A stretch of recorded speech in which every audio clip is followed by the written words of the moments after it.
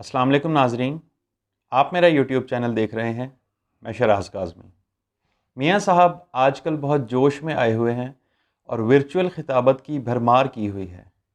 آئے روز ایک نیا خطاب، کبھی اے پی سی سے اور کبھی اپنی پارٹی کی قیادت سے، لیکن ان میں کوئی نئی بات نہیں ہوتی۔ وہی گھسے پیٹے الزامات، اپنی معصومیت اور مظلومیت کا شور اور سازشوں کا رونا دھونا۔ روز ہی ایک طرح کا اسکرپٹ، مختلف ہوتا ہے تو صرف یہ کہ ایک نیا نام ہر تقریر میں شامل کر دیا جاتا ہے اور اس سے متعلق بھی ایک الزام لگا کر سنا دیا جاتا ہے۔ باقی سب کچھ وہی کہ میں نے یہ کیا، میں نے وہ کیا، میں نے یہ بنایا، میں نے وہ بنایا، اور میرے خلاف سازش ہو گئی اور میں مظلوم ہوں اور میرے خلاف سب لوگ ہو چکے ہیں، وغیرہ وغیرہ۔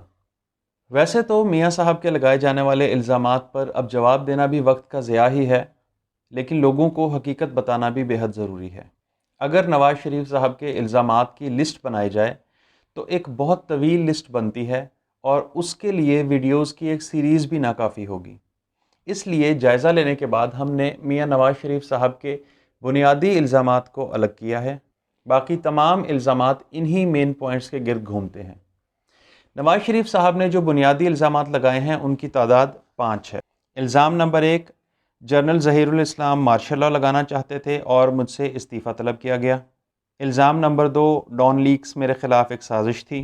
الزام نمبر 3، تمام الیکشنز فوج مینج کرتی ہے۔ الزام نمبر 4، بلوچستان کی حکومت عاصم سلیم باجوہ نے گرائی۔ الزام نمبر 5، پاناما لیکس ایک سازش تھی نواز شریف کو نکالنے کے لیے۔ اب ذرا ان الزامات کا ایک ایک کر کے جائزہ لیتے ہیں۔ الزام نمبر 1، جنرل ظہیر الاسلام مارشل لاء لگانا چاہتے تھے اور مجھ سے استعفیٰ طلب کیا گیا۔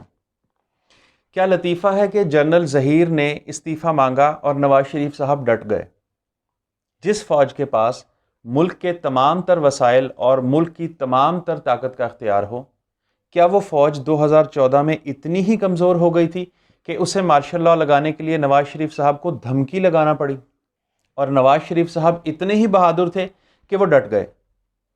ذرا تھوڑا سا ماضی کا جائزہ لیں تو کیا 1999 میں جب مارشل لاء لگا تھا تو نواز شریف صاحب سے استعفیٰ مانگا گیا تھا یا استعفیٰ لے لیا گیا تھا؟ فوج نے جب مارشل لاء لگانا ہوتا ہے تو پھر استعفے مانگے نہیں جاتے، تھرڈ پارٹیوں کے ذریعے پیغام رسانیاں نہیں کروائی جاتی، استعفے لے لیے جاتے ہیں۔ ایوب خان نے سکندر مرزا سے استعفے کی درخواستیں نہیں کی تھی، استعفیٰ لے لیا تھا۔ جنرل ضیاء الحق نے ذوالفقار بھٹو سے استعفے کے لیے منت ترلا نہیں کیا تھا، بلکہ استعفیٰ لے لیا گیا تھا، اور خود میاں صاحب سے بھی 1999 میں استعفیٰ مانگا نہیں گیا تھا، استعفیٰ لے لیا گیا تھا۔ اتنے ہی بہادر اور نڈر تھے میاں صاحب، تو اس وقت کیوں نہیں ڈٹے؟ اس وقت کیوں استعفیٰ دینے سے انکار نہیں کیا؟ میاں صاحب ڈٹ جانے والوں میں سے نہیں ہیں۔ 6 سال گزر گئے اس بات کو، تب سے خاموش تھے۔ آج لندن میں بیٹھ کر میاں صاحب انقلابی بن کر یہ راز کھول رہے ہیں، تب یہ بات منظر عام پر کیوں نہیں لائی گئی تھی؟ اور اس بات کی سچائی کا کیا ثبوت ہے کہ ایسا ہوا بھی تھا یا نہیں؟ الزام نمبر 2، ڈان لیکس میرے خلاف سازش تھی۔ ڈان لیکس کا اعتراف خود نواز شریف صاحب نے کیا تھا اور کہا تھا کہ اگر ہم کچھ کرنا چاہیں تو ڈان لیکس بن جاتی ہے۔ مطلب میاں صاحب خود مان رہے ہیں کہ ہم نے ایسا کیا تھا تو وہ ڈان لیکس بن گیا۔ تو میاں صاحب جب آپ کہہ رہے ہیں کہ ہم نے جو کرنے کی کوشش کی تو وہ ڈان لیکس بن گئی، تو پھر تو آپ اپنے کام کرنے کا اعتراف کر چکے ہیں۔ آپ کے اس اعتراف کے بعد ڈان لیکس آپ کے خلاف سازش کیسے ہو گئی؟ سازش تو تب ہوتی جب آپ نے ایسا کچھ بھی نہ کیا ہوتا اور آپ کو صرف اور صرف اس الزام میں پھنسا دیا جاتا، لیکن آپ تو خود اعتراف کر رہے ہیں، تو سازش کیسے ہو گئی؟ آپ کے اعتراف کے بعد یہ سازش تو نہ رہی بلکہ آپ کا اعتراف جرم بن گیا ہے حضور۔ چلیں چند لمحوں کے لیے یہ مان لیا کہ یہ آپ کے خلاف ایک سازش تھی، تو اگر آپ اتنے ہی معصوم تھے اور ڈان لیکس نواز شریف کی ذات کے خلاف سازش تھی، تو پھر نواز شریف صاحب نے اپنے وزراء اور مشیران سے استعفیٰ کس وجہ سے لیا؟ پرویز رشید صاحب اور طارق فاطمی صاحب کا کیا قصور تھا جنہیں آپ نے اسی ڈان لیکس کی پاداش میں وزیر اور مشیر کے عہدوں سے فارغ کر دیا تھا؟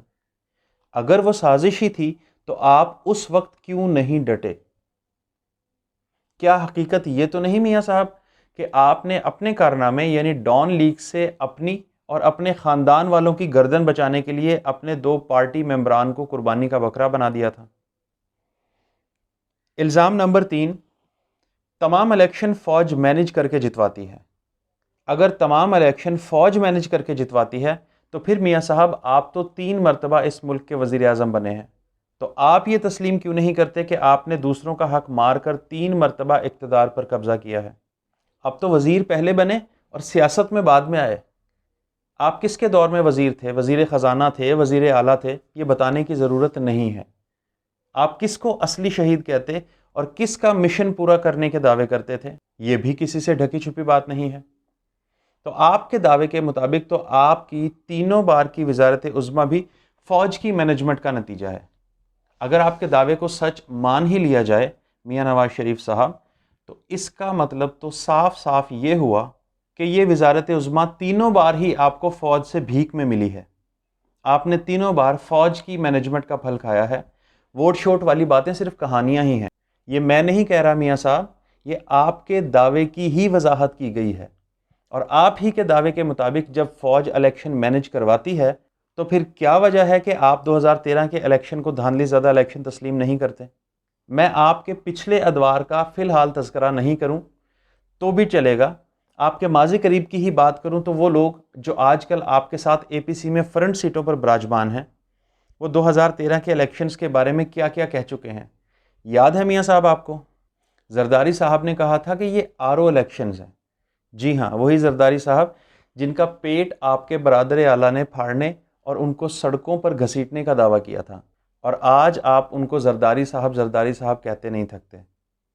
اسی زرداری صاحب نے اس الیکشن کو RO الیکشن کہا تھا، یعنی 2013 کے الیکشنز کو جن میں آپ کی حکومت تھی، اور جو دوسرے محترم آج کل مکمل طور پر بے روزگار ہو کر آپ کے اور زرداری صاحب کے سہارے تلاش کر رہے ہیں تاکہ اس حکومت کو گرا سکیں، جس حکومت کا نہ تو وہ خود حصہ بن سکے اور نہ اس حکومت کے ہوتے ہوئے وہ صدر مملکت بن سکے، اور تو اور ان کا بیٹا بھی ڈپٹی اسپیکر قومی اسمبلی نہ بن سکا۔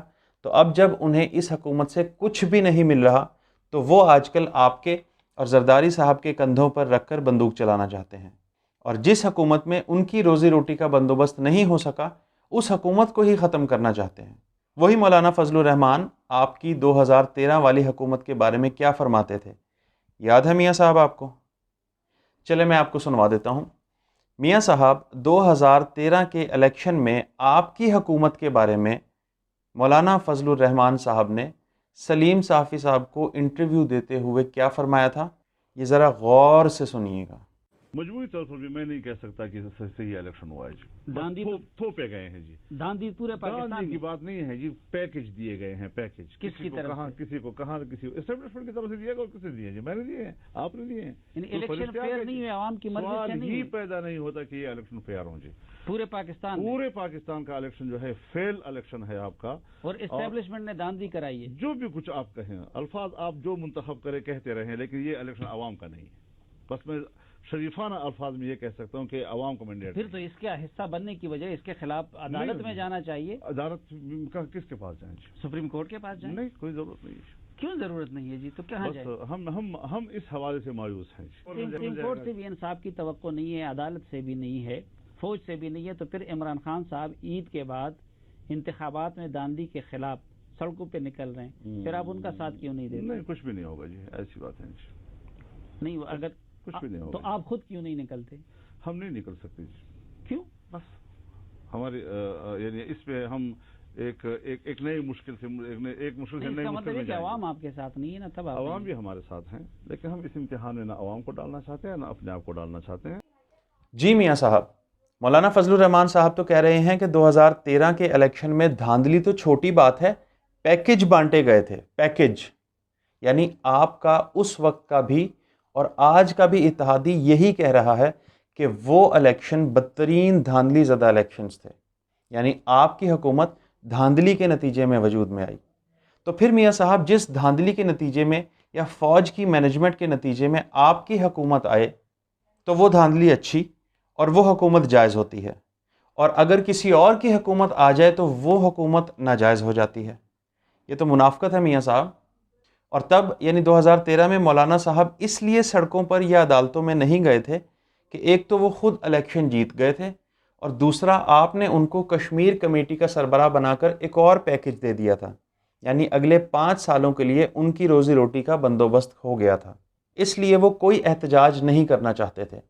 لیکن آج ان کے ہاتھ خالی ہیں تو وہ پورا زور لگا کر نظام ہی زمین بوس کرنا چاہتے ہیں، کیونکہ ان کے خیال میں جس حکومت میں مولانا صاحب کا حصہ نہیں ہے وہ حکومت باقی ہی نہیں رہنی چاہیے۔ الزام نمبر 4، بلوچستان حکومت عاصم سلیم باجوہ نے گرائی۔ اگر بلوچستان حکومت عاصم سلیم باجوہ نے گرائی تو میاں صاحب آپ نے اس وقت قوم کو کیوں نہیں بتایا؟ چلے میں فرض کرتا ہوں کہ عاصم سلیم باجوہ نے ہی یہ حکومت گرائی، تو پھر آصف علی زرداری صاحب دنیا کے سامنے کھڑے ہو کر یہ کیوں کہتے ہیں کہ بلوچستان حکومت میں نے گرائی؟ وہ تو یہاں تک بھی دعوے کرتے رہے ہیں کہ نواز شریف صاحب میں آپ کو اگلے الیکشنز میں پنجاب بھی نہیں لینے دوں گا، اور سینٹ کے بارے میں بھی ان کا ایسا ہی دعویٰ سامنے آیا تھا۔ تو پھر میاں صاحب آپ کیسے کہتے ہیں کہ بلوچستان حکومت عاصم سلیم باجوہ نے گرائی؟ اس کو گرانے کا کریڈٹ تو آصف علی زرداری صاحب نے خود لیا تھا اور سر عام لیا تھا۔ چلے میں تھوڑی دیر کے لیے یہ بھی تسلیم کر لیتا ہوں کہ آصف زرداری اسٹیبلشمنٹ کا بندہ ہے اور عاصم سلیم باجوہ اور اسٹیبلشمنٹ نے اسے استعمال کیا ہے، تو پھر میاں صاحب آپ نے آصف علی زرداری کے ساتھ ہاتھ کیوں ملا لیا؟ کیوں آج کل ان کی آپ کے ساتھ بہت گاڑی چھن رہی ہے؟ کیوں ان کی میزبانی میں آپ اے پی سی میں شرکتیں کر رہے ہیں؟ اگر آصف زرداری صاحب اسٹیبلشمنٹ کے ایجنٹ ہیں تو آپ ان اسٹیبلشمنٹی ایجنٹوں کو زرداری صاحب کہتے کیوں نہیں تھک رہے؟ آج کل ان کے اتنے شکریہ کیوں ادا کیے جا رہے ہیں؟ کچھ تو بات ہے۔ الزام number 5، Panama leaks Nawaz Sharif کو نکالنے کے لیے ایک سازش تھی، یعنی میاں صاحب بقول آپ کے صرف آپ کو نکالنے کے لیے پاناما سازش رچی گئی تھی، اتنی بڑی سازش کہ اس پاناما کی وجہ سے دنیا میں سینکڑوں لوگوں کے خفیہ اثاثوں کو بے نقاب کر دیا گیا، صرف اس لیے کہ نواز شریف کو ہٹایا جا سکے۔ دنیا کے سینکڑوں لوگوں کو سٹیک پر لگا دیا گیا، دنیا بھر کے سیاستدانوں، بزنس مینوں، اداکاروں، کھلاڑیوں، سب کے پول کھول دیے گئے صرف نواز شریف کو ہٹانے کے لیے۔ آئس لینڈ کے وزیر اعظم کو استعفیٰ دینا پڑا، ڈیوڈ کیمرون مشکل میں آ گیا، یعنی آپ کے خلاف سازش کرنے والے اتنے طاقتور ہیں کہ ساری دنیا کے لوگوں کے خلاف انہوں نے پاناما لیکس کروا دی، صرف اس لیے کہ پاکستان کے عظیم لیڈر میاں محمد نواز شریف کو نکالا جا سکے۔ چلے صرف مثال کے طور پہ یہ مان لیا تھوڑی دیر کے لیے کہ یہ آپ کے خلاف سازش تھی، تو اگر پاناما کیس نواز شریف کے خلاف سازش تھا تو پھر میاں صاحب آپ اس سازش کا حصہ کیوں بنے؟ کیوں پارلیمنٹ میں کھڑے ہو کر یہ دعویٰ کیا کہ حضور یہ ہیں وہ ذرائع جن سے لندن فلیٹ خریدے گئے؟ کیوں عدالت گئے؟ کیوں ایک کمیشن تشکیل دیا؟ آپ نے 3 مختلف طرح کے جھوٹ کیوں بولے؟ پارلیمنٹ میں کچھ اور، عدالتوں میں کچھ اور اپنے خطاب میں قوم کے سامنے کچھ اور۔ کبھی قطری خط آ جاتا اور کبھی اس فونٹ میں جھوٹے ڈاکومنٹس آ جاتے تھے جو فونٹ اس ڈاکومنٹس پر موجود تاریخ کے وقت تک ایجاد ہی نہیں ہوا تھا۔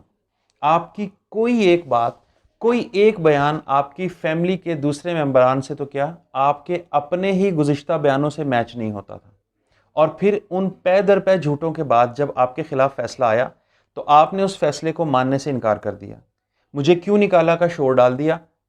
سچ تو یہ ہے میاں صاحب کہ آپ نہ صرف کرپٹ بلکہ بدترین جھوٹے اور خائن ثابت ہو چکے ہیں، بس فرق یہ ہے کہ سوال آپ سے آپ کی چوری کا پوچھا گیا اور آپ نے اس چوری کے پکڑے جانے پر بجائے اپنے آپ کو حقائق اور ثبوت کے ساتھ سچا ثابت کرنے کے الٹا پوری دنیا میں پاکستان کی فوج، پاکستان کی سلامتی، پاکستان کی عدلیہ اور اپنے آپ کو بھی ایک تماشا بنا کر رکھ دیا، اور اصل حقائق پر آنے کے بجائے باتوں کا رخ پتہ نہیں کہاں سے کہاں موڑ دیا، کن کن بحث مباحثوں میں الجھا کر رکھ دیا، جبکہ بات صرف اتنی سی تھی کہ آپ نے جو لندن فلیٹس خریدے تھے اگر وہ حلال اور جائز کمائی سے خریدے گئے تھے تو ان کی ڈھنگ کی منی ٹریل فراہم کر کے سرخرو ہو جاتے، لیکن وہ منی ٹریل آج تک بھی سامنے نہیں آئی، اور اگر آپ کے پاس منی ٹریل نہیں تھی، جو کہ واقعی آپ کے پاس نہیں ہے، اور منی ٹریل کا نہ ہونا ہی یہ بات ثابت کرتا ہے کہ فلیٹس کی خریداری کی دال ساری ہی کالی ہے، تو پھر آپ کو چاہیے تھا کہ آپ اپنی غلطی تسلیم کر کے اللہ اور قوم سے معافی مانگ کر سرخرو ہو جاتے، پلی بارگین کر کے لوٹا ہوا پیسہ واپس کرتے اور اپنی فیملی کو سیاست کرنے کے قابل رہنے دیتے، لیکن آپ نے اپنی ہوس اقتدار میں سب کچھ داؤ پر لگا دیا۔ ضد، غرور، تکبر، انا، حسد اور بغض میں آپ اس قدر اندھے، گونگے اور بہرے بن گئے کہ آپ کو اپنے ارد گرد موجود ہر سچا انسان اور ہر سچ جھوٹ اور سازش نظر آنے لگا، اور اب آپ کو جب یقین ہو گیا ہے کہ آپ کو کہیں سے کوئی ڈھیل نہیں ملنی، تو آپ اب انقلابی ہونے کا ڈھونگ رچاتے ہوئے صرف اور صرف اپنے اور اپنی بیٹی کے مستقبل کے اقتدار کے لیے باہر نکل آئے ہیں۔ آپ ہوس میں اس قدر اندھے ہو چکے ہیں کہ آپ کو ملک دشمنوں کا ایجنٹ بننے میں بھی اب کوئی آر نہیں رہی ہے۔ اب آنے والا وقت کیا رنگ دکھاتا ہے، اس کا سب کو انتظار ہے، اور ہم سب کی یہ دعا ہے کہ اللہ پاکستان کے لیے خیر کا وقت لے کر آئے، آمین۔ اب تک کے لیے اتنا ہی۔ اگر آپ کو یہ ویڈیو پسند آئی ہے تو ویڈیو کو لائک کیجیے، چینل کو سبسکرائب کیجیے اور بیل آئیکن کو بھی پریس کیجیے۔ ویڈیو اور چینل دونوں کو اپنے دوستوں کے ساتھ شیئر کرنا ہرگز نہ بھولیے گا۔ ملتے ہیں آپ سے انشاءاللہ اگلے ولاگ میں۔